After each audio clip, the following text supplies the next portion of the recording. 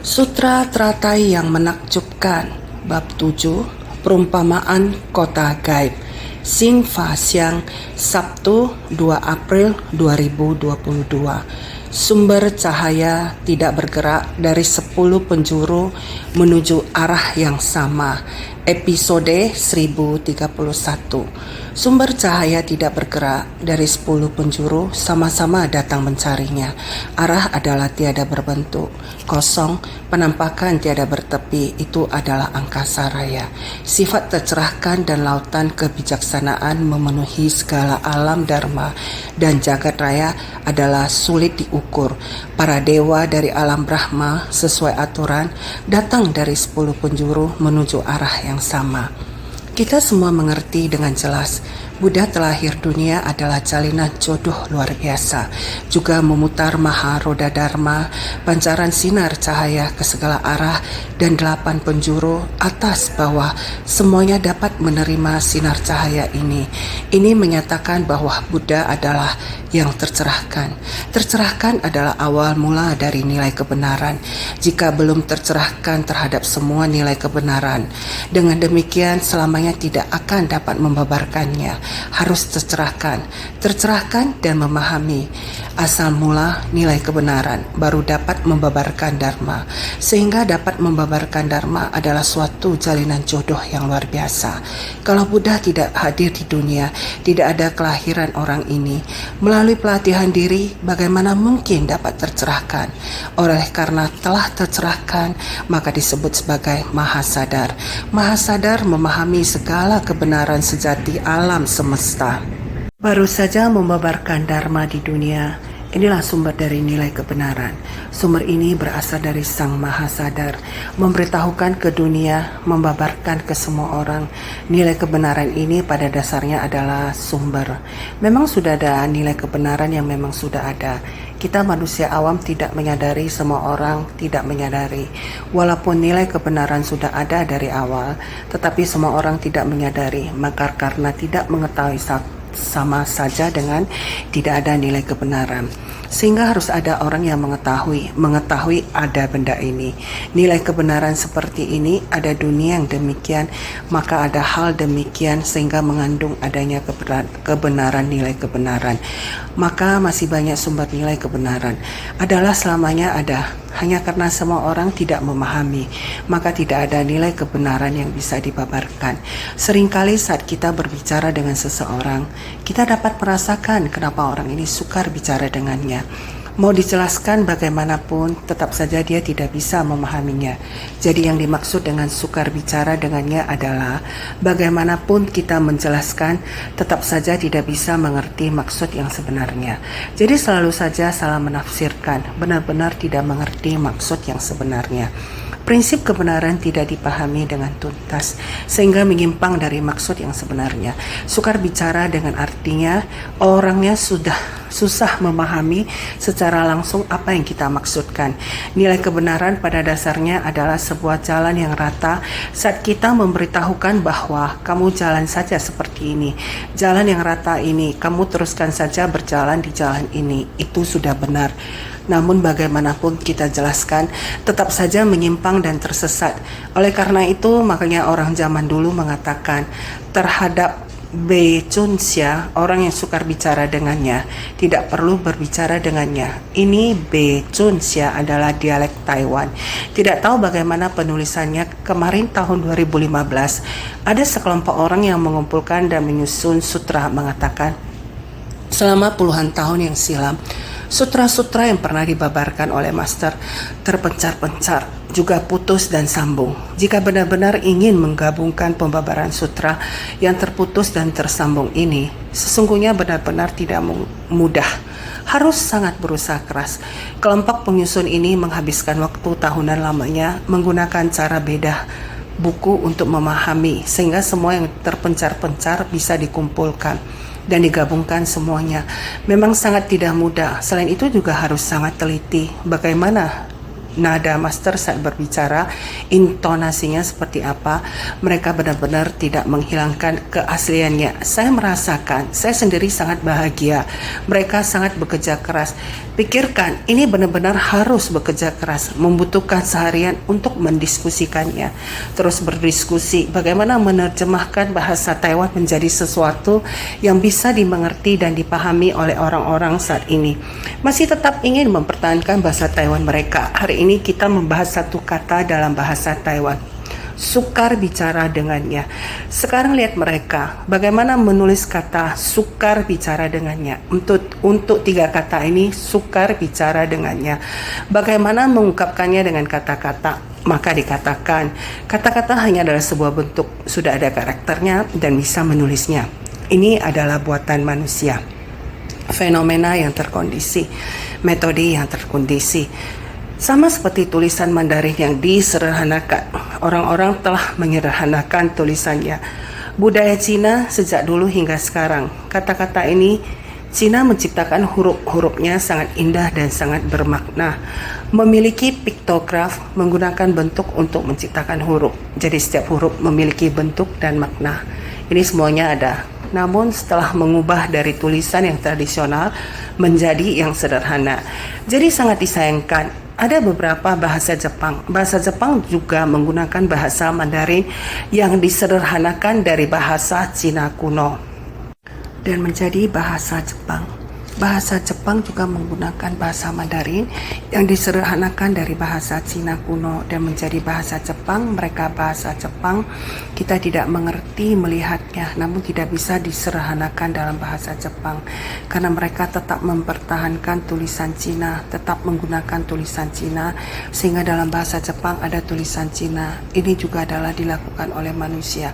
Jika di bagian barat mereka menggunakan bahasa Inggris, Perancis, Portugis, dan lainnya. Semuanya memiliki kata yang berbeda. Ini semua adalah fenomena dunia yang terkondisi, memiliki bentuk dan rupa. Nilai kebenaran. Nilai kebenaran adalah dharma tidak terkondisi. Asam krata dharma. Dharma tidak terkondisi, artinya tidak ada kemungkinan untuk merubahnya. Karena mereka adalah tanpa bentuk, mereka tanpa wujud, tanpa esensi, tanpa rupa. Jadi mereka selamanya tetap tidak berubah.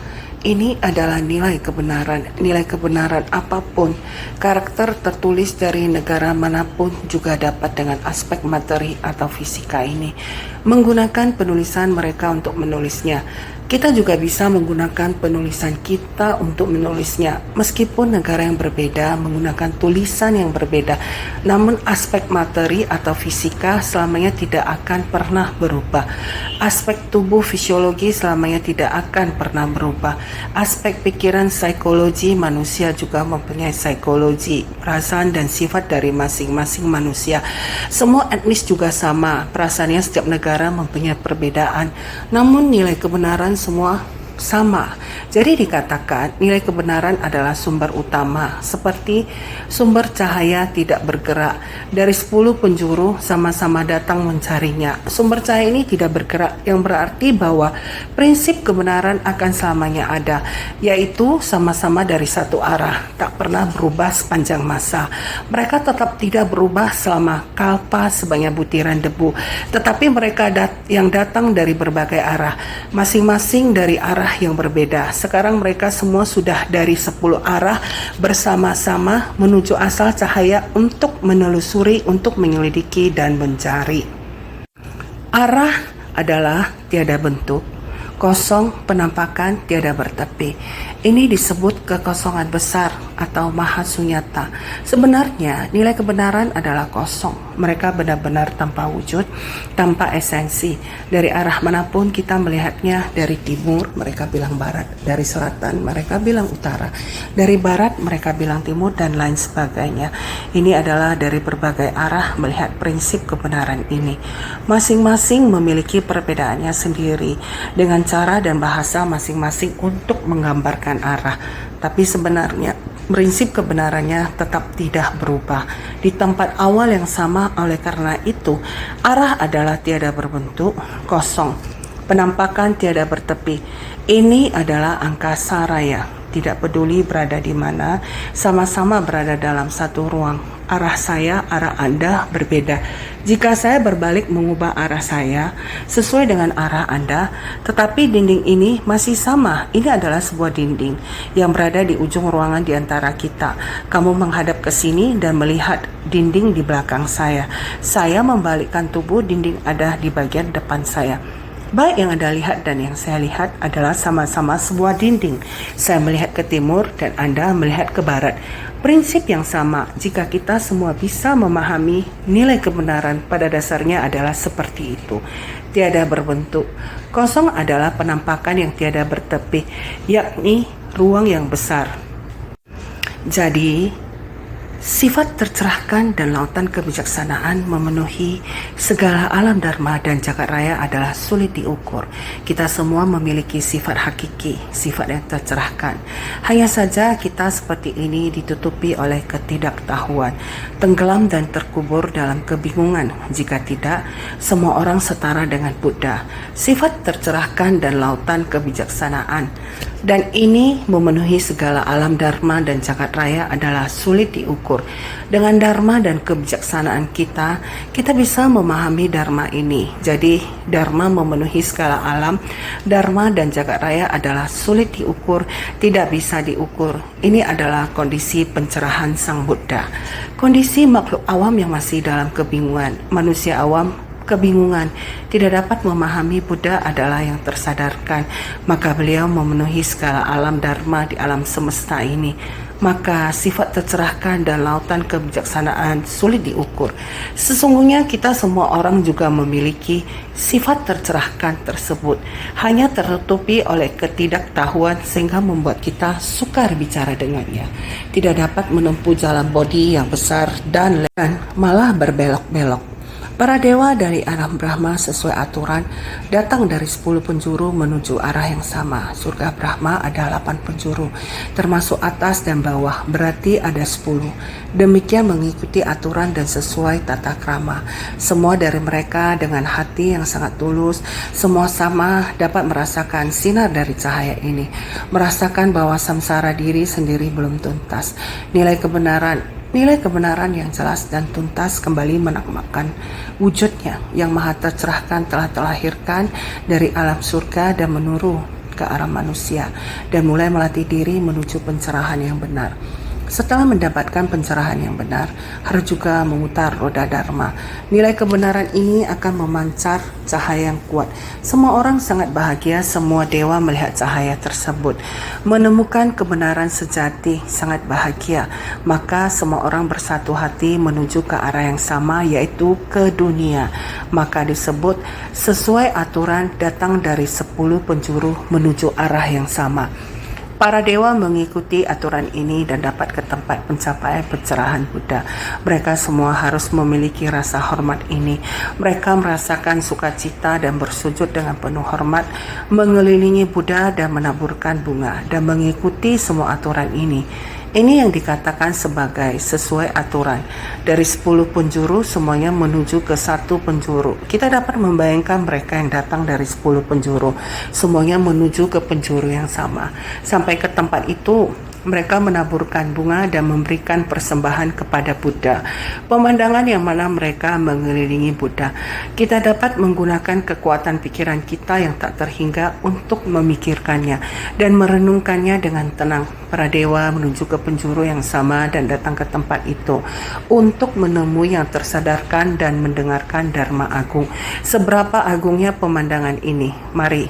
Marilah kita dengan kondisi yang begitu agung, mari kita melihat naskah sutra sebelumnya.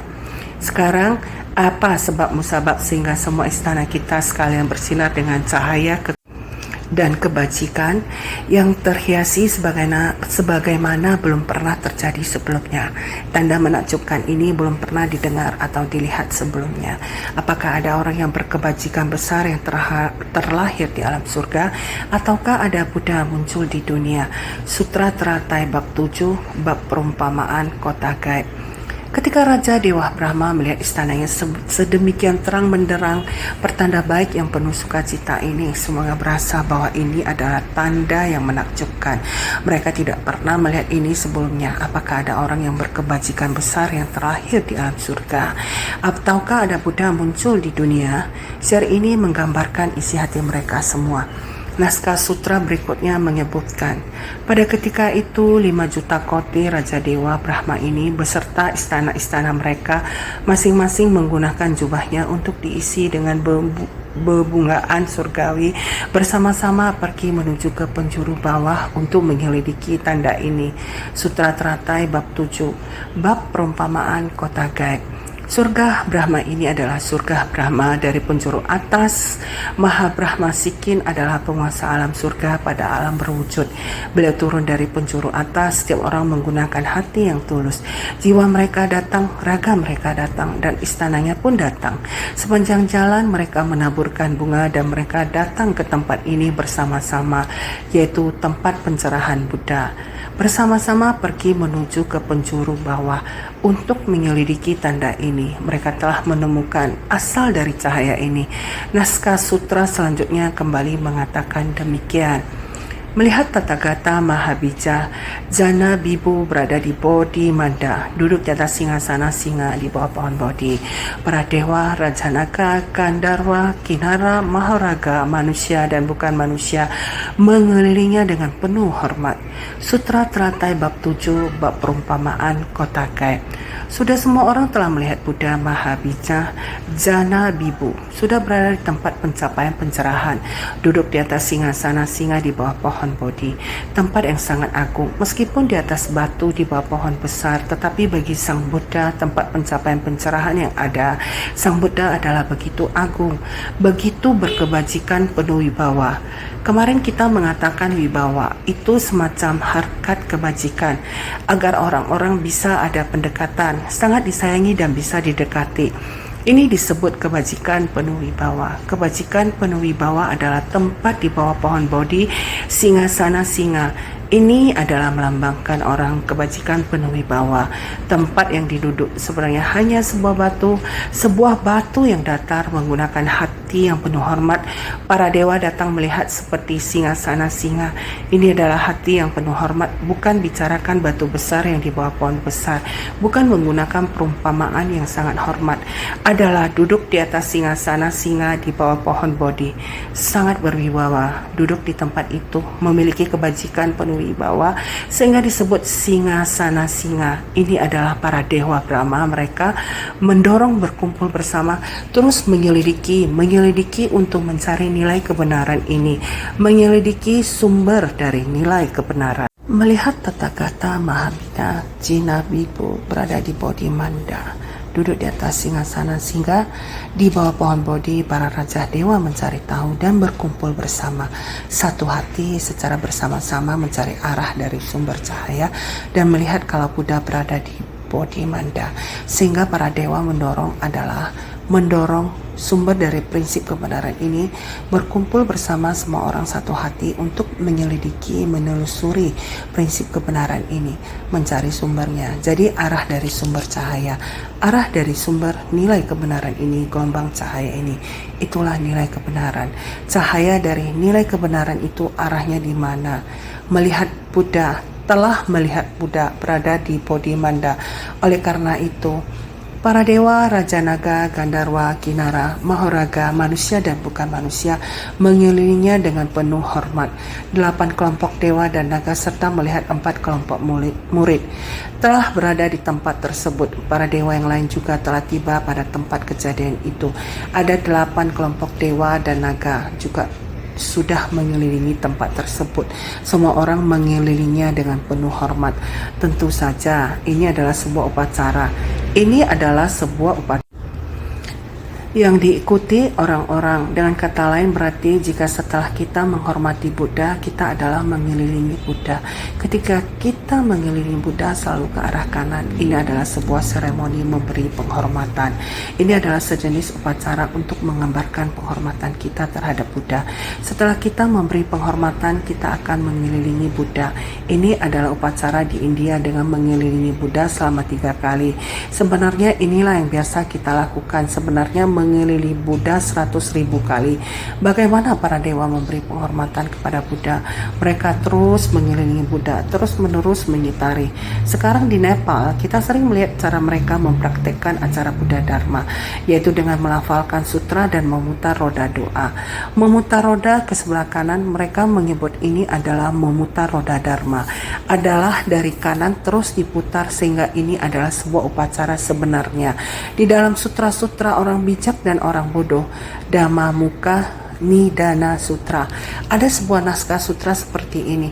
Mau bagaimana cara melakukan pemujaan Buddha? Sebenarnya pada pembukaan awal cerita dimulailah dari kitab Sudatta, Sesepuh Sudatta. Sesepuh Sudatta, kita semua seharusnya sangat mengenalnya. Dia adalah Ananta Pindika. Dialah yang pertama kali saat melihat Buddha. Pernah ada suatu kali Sesepuh Sudatta berada di kerajaan Sravasti. Di kerajaan Sravasti ada seorang teman yang berada di Raja Graha. Sesepuh Sudatta demi putranya ingin menjalin tali pernikahan dengan temannya Sesepuh Humi di Raja Graha. Maka dia, Sujata, ingin pergi mengunjungi keluarga Sesepuh Humi. Oleh karenanya, Sesepuh Sudatta dari kerajaan Sravasti menuju Raja Graha. Sesampai di sana, dia melihat Sesepuh Humi. Sekeluarga sangat ramai, semua orang lagi membersihkan dan merapikan rupanya.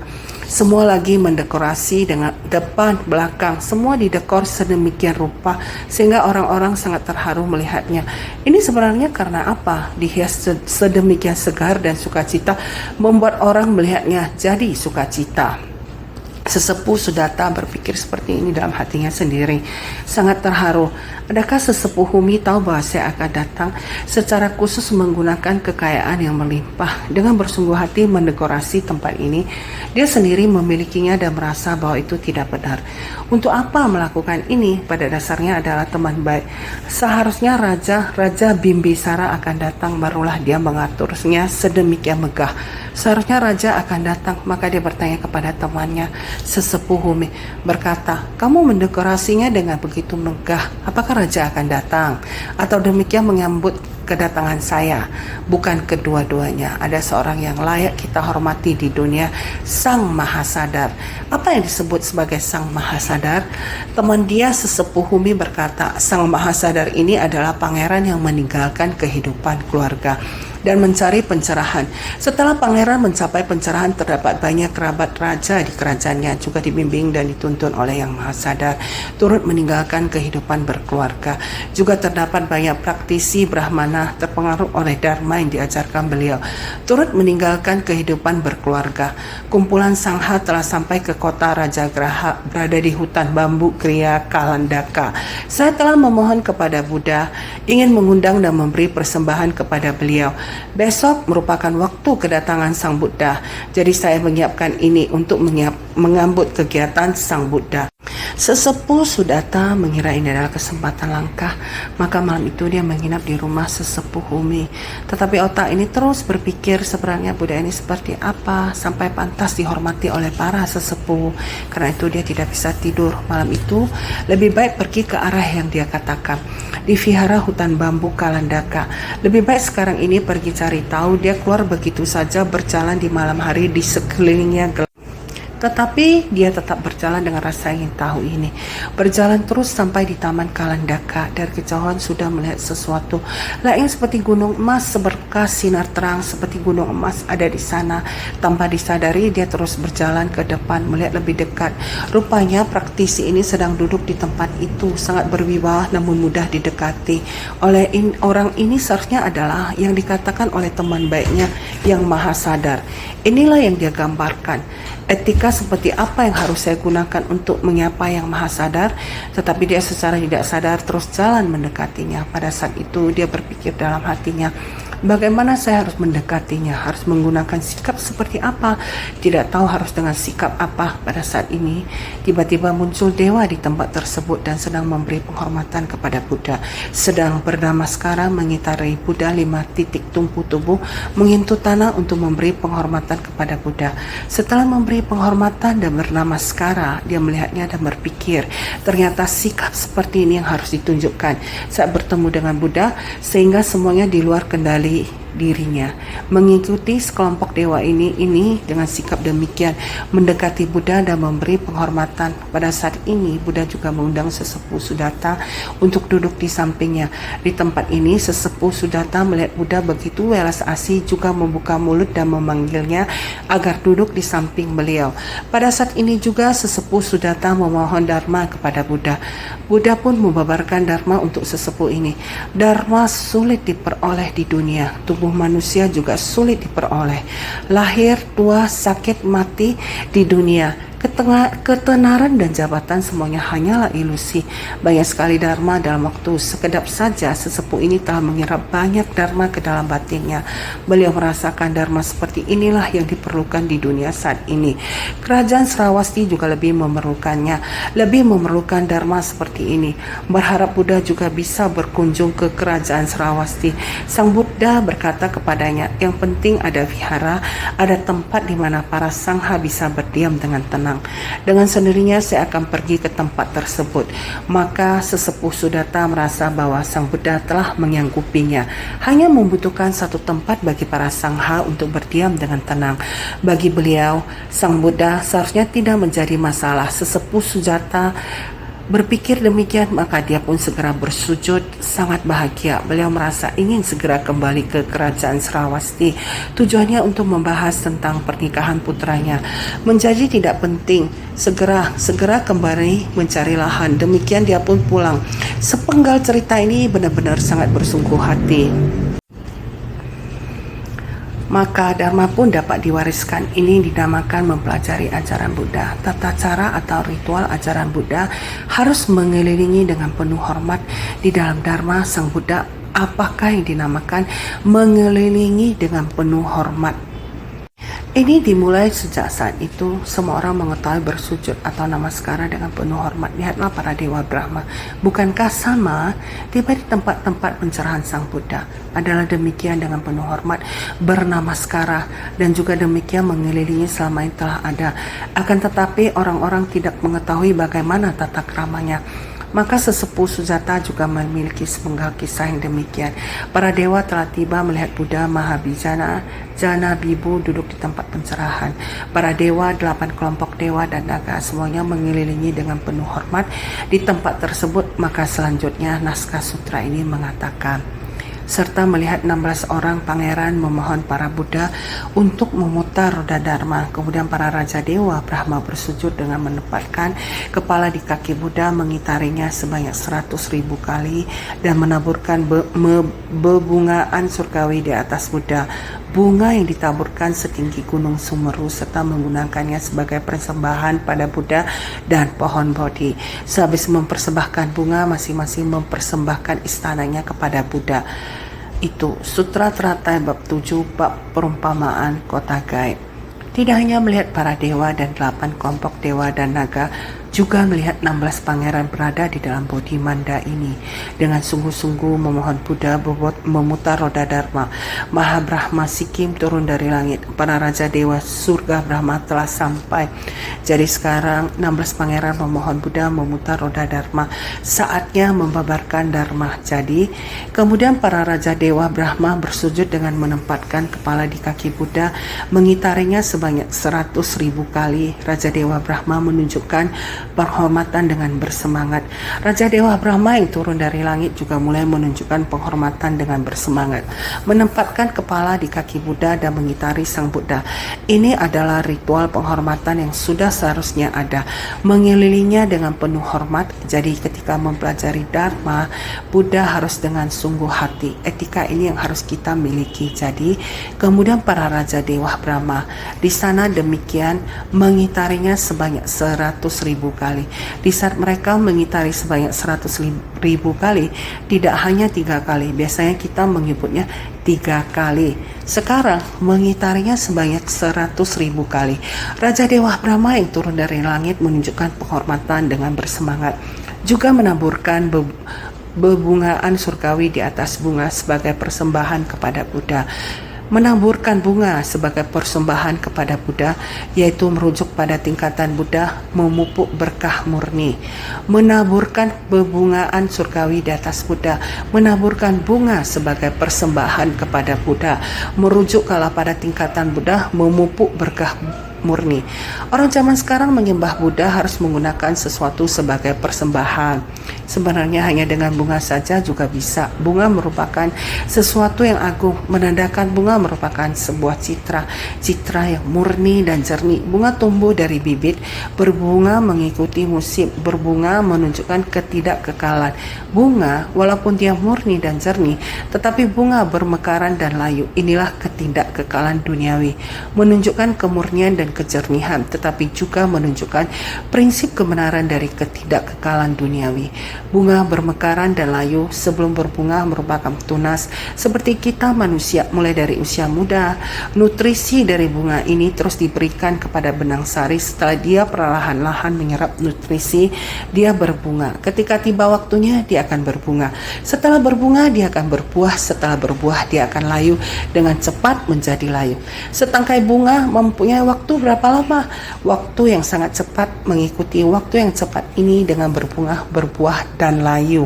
Tujuan ini adalah untuk memperingatkan setiap orang di dunia memupuk keberkahan. Bagaimana memupuk berkah? Kehidupan manusia sangatlah menderita dan singkat. Walaupun usia Dewa Brahma panjang, tetapi ada batasannya. Apalagi kehidupan di dunia seperti bunga bermekaran dan layu. Prinsip yang sama demikian. Kehidupan di dunia singkat seperti setangkai bunga. Keberkahan yang dipupuk juga sangat singkat, tetapi sangat murni dan jernih. Berbunga mengikuti waktu, demikianlah layu, sehingga dinamakan tingkatan Buddha memupuk berkah murni. Berbunga dan berbuah. Benih dari buah masuk ke tanah dan bertunas, kemudian tumbuh lagi setangkai bunga.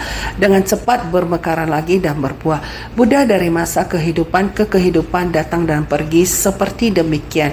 Pada dunia yang singkat selalu saja muncul dan berlalu. Usia 80 tahun di dunia bagi usia para dewa merupakan sangat singkat.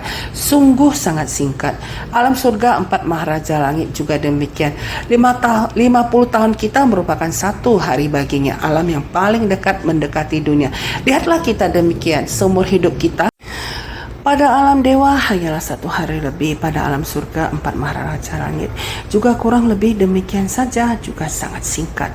Waktu yang sebentar saja dia akan bermekaran dan layu, sehingga bunga yang ditaburkan setinggi gunung Semeru, seperti bunga yang demikian murni dan jernih ditaburkan kepada Buddha yang diakumulasi benih sebab yang dibina, luas dan besar.